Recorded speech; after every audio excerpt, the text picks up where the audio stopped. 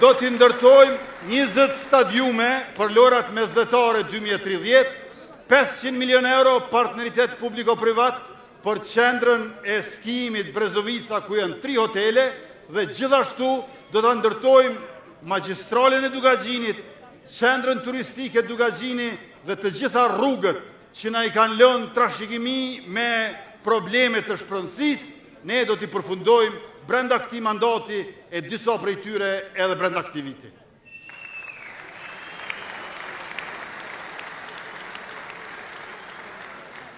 Përveç se 1 miliard për investimet kapitale, të dashur qytetar, ne edhe 1 miliard euro do t'i ndajmë për 4 vitet e ardhshme për ushtrinë tonë.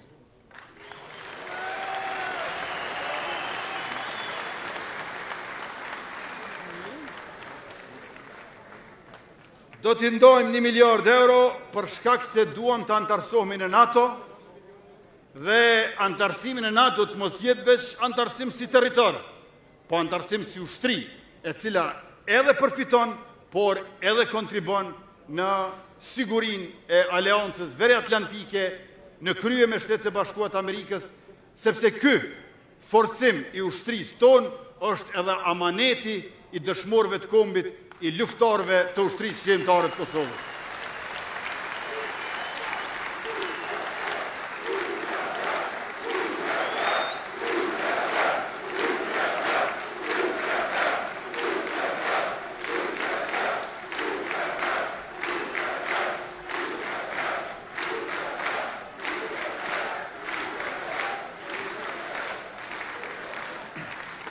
Ushtria shqiptare e Kosovës është e jashtëzakonshme, jo vetëm për neve si popull shqiptar.